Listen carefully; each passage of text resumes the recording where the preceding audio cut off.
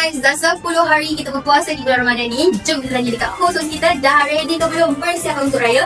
Dan juga Ramadan ni dah berapa khusus kita dah spend? Jom. Okay guys, jom kita tanya kat Nurin, persiapan dia untuk Ramadan ni macam mana?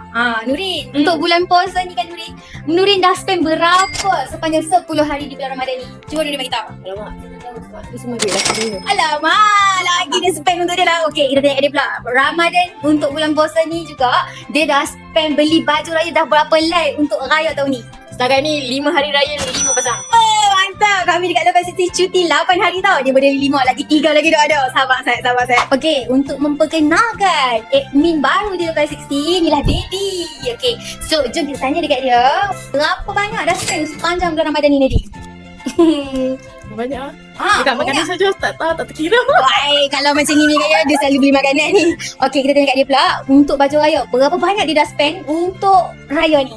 Jualan je sebab tak suka raya. Allah, dia baru kerja guys. Support banyak sikit dekat Level 60 supaya dia dapat beli baju raya yang lebih lagi.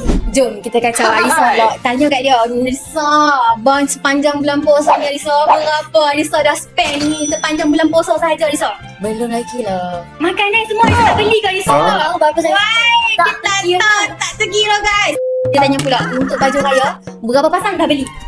Itu orang yang last minute. Oh, macam ni bahaya. Last minute, semua dah masuk. Hai, raya 8 hari saja kami cuti, tapi baju dia 10 pasang. Maksudnya kata, 2 lagi untuk standby. 2 lagi tu guys.